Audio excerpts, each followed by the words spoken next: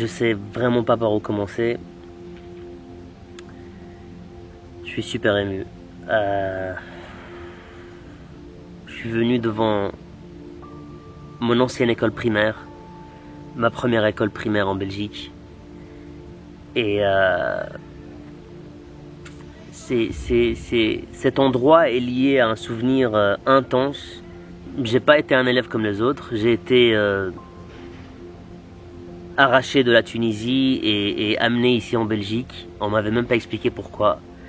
Et je débarque dans cette école. Je parlais pas français, je connaissais pas la culture. Tout le monde était blond, j'étais le seul arabe. Pourtant je garde un souvenir fantastique de cette école parce qu'elle m'a donné les bases qui m'ont permis de m'éduquer, de me cultiver, de devenir qui je suis aujourd'hui. Et je vous avoue que j'ai versé une larme en venant ici quand j'étais sur la route parce que c'est des souvenirs magnifiques, magnifiques. Ma tante nous déposait ici, elle se garait là, on marchait ici et ma classe, je me rappelle très bien, ma classe est juste là. Juste là. On arrivait ici vers 8h30 et donc les portes étaient ouvertes, les parents disaient au revoir aux enfants. On se mettait dans la petite cour ici, on rigolait, on dansait, on chantait et puis j'allais dans ma classe. Bon, aujourd'hui on est dimanche, du coup l'école est fermée et je peux pas vous montrer l'intérieur. J'étais assis quelque part là. Je me rappelle très bien parce qu'il y a la première fenêtre, deuxième fenêtre et j'étais toujours à la troisième.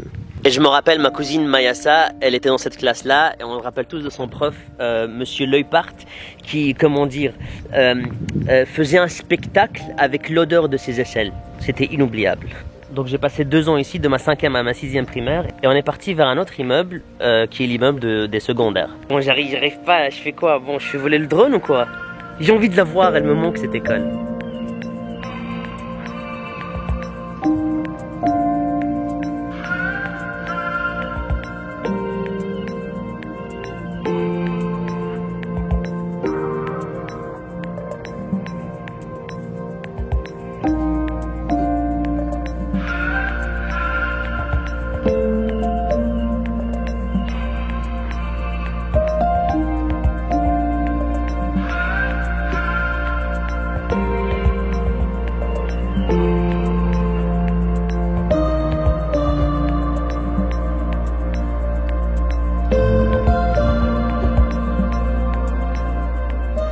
Mais j'ai oublié de vous dire que French Louis fait des vlogs.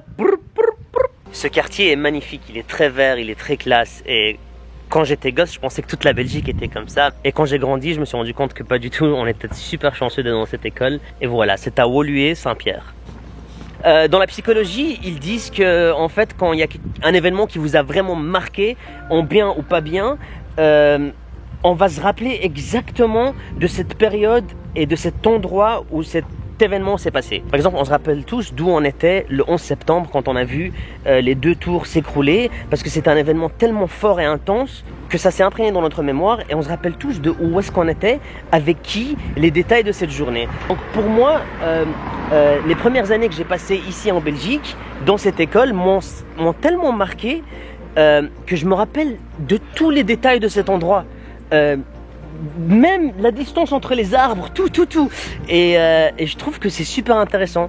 Et je suis sûr que vous avez aussi des endroits comme ça, cachés quelque part dans votre mémoire, mais dont vous vous rappelez très très bien. Et ce serait bien que vous nous écriviez ces endroits qui vous ont vraiment marqué, ou ces époques qui vous ont vraiment marqué. Il y avait une école ici qui s'appelait le Mater Dei, et je me rappelle que dans cette école, j'ai pécho ma première meuf en Belgique, j'avais 11 ans. Je suis venu en mode le poète arabe qui vient du Moyen-Orient. Elles sont toutes tombées. Quand on a grandi et qu'on est entré en secondaire, on venait en tram de Stockel et on s'arrêtait ici et on marchait toute cette rue-là pour arriver à l'école. Ça, c'était vraiment le trottoir des délires le matin avant d'arriver à l'école.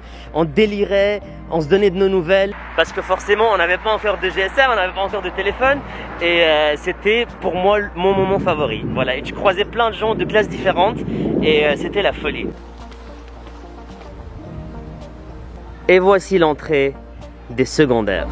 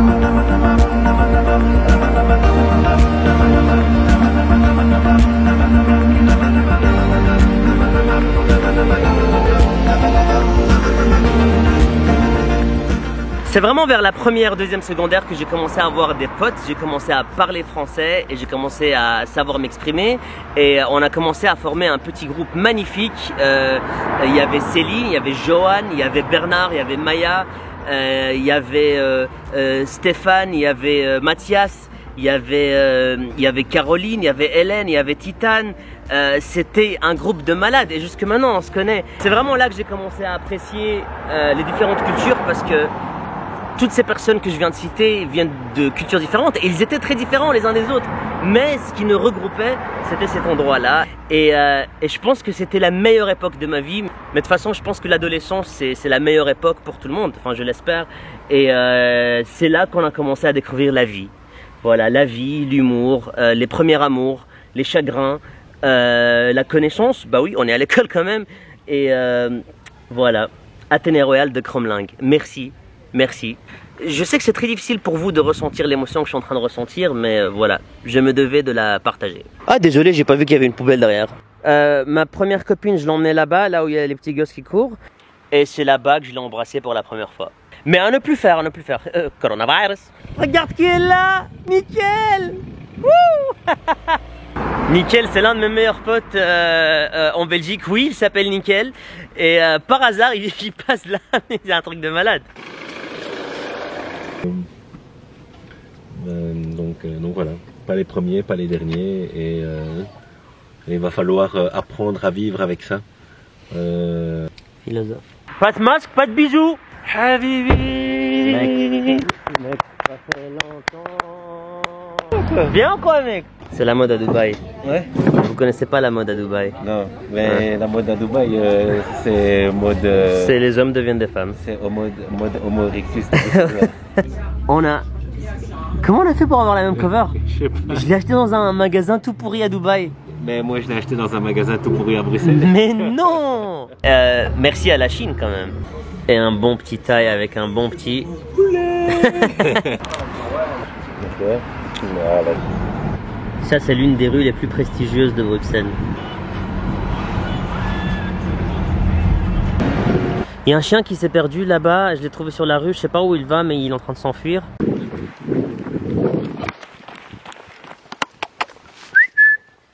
Le temps que je garde la voiture, je sais plus où il est.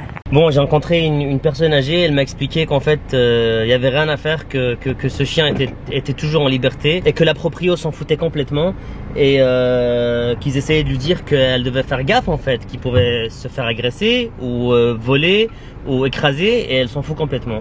Et je trouve ça scandaleux parce qu'un chien c'est comme un bébé, faut en prendre soin, tu vois. Il sait pas où aller, faut le surveiller, faut... Enfin bon, les gens sont bizarres. Si tu sais pas en prendre soin, n'en achète pas. Ouais, ça c'est le bruit des euros qui sont en train de partir. Waouh. Je vous avoue que je me suis un peu perdu, mais quand on se perd, on découvre. Montage time, baby. Bon, après avoir vu l'école, je vais vous montrer la team de choc. Oh mon dieu, j'ai honte. Alors ça c'était l'anniversaire de Céline, chez Céline. Je vous présente Céline, c'était ma meilleure pote et l'une des personnes que j'ai le plus aimé au monde jusqu'aujourd'hui. Et il y a Hélène, Johan, j'ai oublié son nom, non, Titane, Caroline, Maya, Stéphane, Mathias, Bernard, et là c'est moi. Le petit arbouche de la classe. Ah là là, cette photo, elle me fera toujours péter de rire. Et on passe au trio de choc, donc moi, Johan des Philippines, Céline de Turquie, Loï de l'Irak. Il y avait aucun Belge dans notre classe. Je sais pas ce que j'ai essayé de faire avec ma langue, je sais pas si c'était tendance à l'époque, mais je pense pas. Et nous voilà chez Häagen-Dazs en train de prendre une glace avec Caroline, Maya qui... Je sais pas si elle posait ou si elle tirait la gueule, on savait jamais. Enfin me voilà sans barbe. Et puis on a cette belle photo de Céline et moi. Jusqu'aujourd'hui, je sais pas si on était potes ou si on était genre amoureux en cachette, je le saurai jamais. Mais voilà, très belle photo de Céline et moi. Oh, la team de choc, moi et Oussem. Et Oussem, c'était mon meilleur pote à l'école, que je vais rencontrer dans quelques jours. Et on faisait de la danse hip-hop et ça s'appelait la Wanted Team. Oh Popo, mais elle fait quoi cette photo là? Non, attends, comment je peux... Non, cette photo a été prise dans le couloir des secondaires. Me voilà en train d'attendre le cours avec, je sais plus comment il s'appelle, Vincent. Vincent, c'est comme ça qu'il s'appelle. Voilà, on est en train de chiller. Je sais pas ce qui se passait avec mes pauses à l'époque. Je pense que j'écoutais trop de rap. Mais voilà. Moi et Caro, durant l'anniversaire, je sais plus c'était l'anniversaire de qui, mais regarde-moi ces chemises, regarde cette chevelure que j'ai, on dirait un mécanicien. De nouveau un anniversaire avec Hélène et Christian. Christian? Ouais, je sais plus. Regarde, mais qui pose comme ça, les gars? On dirait une couverture de l'album de Camaro. Attends, Louis, commence pas à filmer. La meuf, elle croit que je vais tourner la caméra. Aujourd'hui, je te filme pas, Rawa. Non, pas toi. Donc, il y a un restaurant qui s'appelle La Pomme. Oui. Et il y a un commentaire sur quoi?